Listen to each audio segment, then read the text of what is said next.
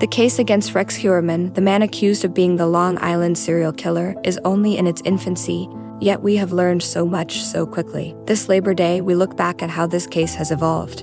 This is the Hidden Killers Podcast, Labor Day Long Island Look Back. This is an examination of the hidden human condition. This is the Hidden Killers Podcast With Tony Bruschi. We are joined right now by Susan Constantine, body language expert and trial consultant, as we dig more into the case against Rex Heuermann. More so, though, specifically James Burke, the former Suffolk County police chief, now arrested for using sex workers. He, of course, was already in prison for some other crimes and corruption. How much do you feel that his presence as chief for all of those years prevented the investigation from moving forward enough to find the Gilgo Beach killer and the allegations against Rex Heuermann, because they had stuff for a long time? Well, you kind of wonder what is underground that we're not aware of. That even takes you back to some of where the sex trafficking is over. There's something bigger than what sometimes we see on the surface. And there is police corruption. Sure. There is government corruption. There is judge corruption. There is organization corruption. There is corruption. I mean, in every area. So I just find it to be incredibly disturbing that, first of all, this person was empowered in the position that he had. Yeah. Given, his background. I don't know if you knew this or not, but I was one of the experts that worked with one of the victims in the Jeffrey Epstein case. Okay. Yeah. And when you think about just that whole underground thing there. Yeah. All the people he was associated with. I mean, and the reason why everything's kind of kept hush of all those names and so forth, Sure.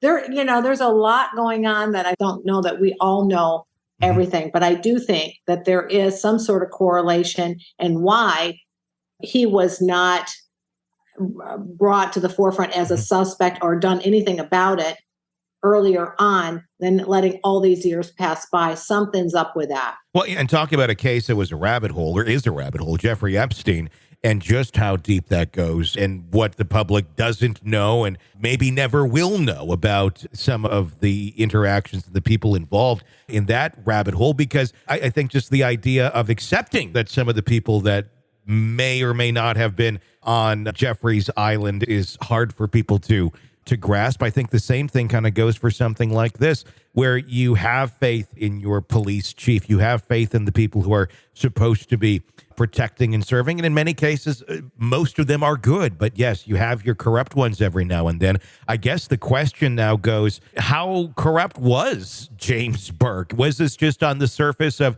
hey, I don't want anybody also poking around this area because one of these sex workers may bring up my name as being a frequent customer?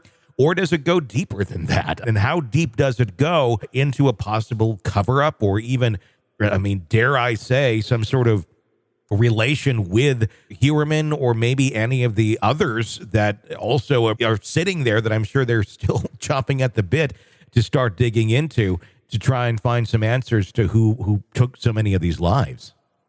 Yeah, I think that there's just another underground world that you and I would never be privy to, that only those types of people have knowledge to. And, at this point, what we're doing is kind of theorizing or kind of a conspiracy of is there something else going on? Part of it, is it a conspiracy or are these things really happening? Yeah. And I'm sure that he felt like, even with what's happening right now, these names with Epstein and so forth, they're trying to curtail what those names are. Right? So sure, if one of those names of those prostitute was linked to both of them, then of course there could be some really weird connection. And how was that connected? Was there something that the both of them had? They were part of that boys club or something? Yeah. We don't know. And then it makes you wonder, how deep does it go? If it is a conspiracy, was James Burke operating in a bubble unto himself? I mean, I suppose in some ways, if he was very, secretive about his kind of dark sexual desires, possibly.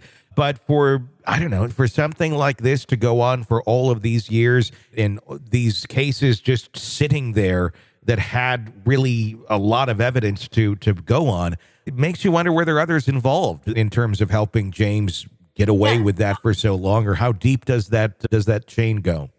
Yes, and let me tell you something. I find myself that this, and then I know of a case right now that's going to break out and it's kind of one of those Maya stories, the woman who ended up killing herself because she was accused of Munchausen's by proxy. When you find out and you start to understand what's happening in a much deeper level, my point being is that the individuals that are in charge of those investigating these different types of cases have strategically put themselves in high positions so they can block it.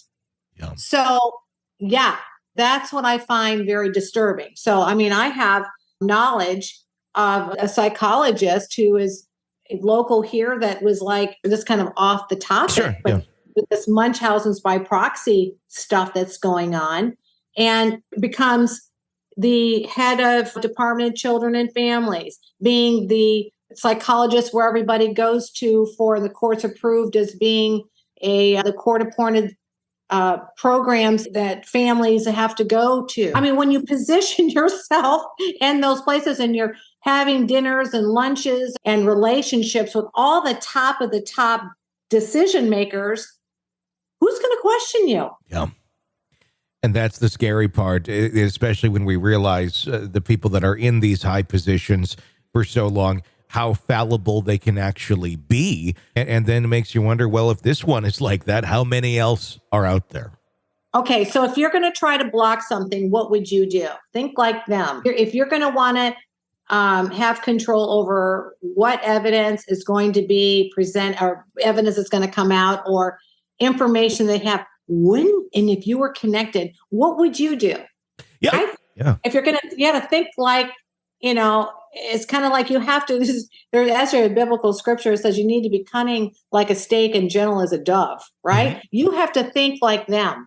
What would you do if you were trying to barricade and block anything that also would come out about you? You're going to try to get in those positions. You're going to want to socialize and you're going to create connections and relationships with those people, and then have positions to where that they have to go through you in order to get to where they need to go. So then you block it. So, that's what I would do if I were Rex's place in his position. Why wouldn't you want to connect with, with your enemies? Mm-hmm. They say you want to keep your enemies closer to you, right? Just kind of think about that for a minute. Yeah, it makes you wonder. It really, and I wonder what we're going to find out here about connections and things of that nature in this case. Yeah. This is the Hidden Killers Podcast. Want more? Start binging on all of our true crime podcasts right now through Apple Podcasts and get an ad-free experience when you sign up to be a True Crime Today Premium Plus member exclusively on Apple Podcasts. More of the Hidden Killers Podcast dropping soon. Press subscribe now.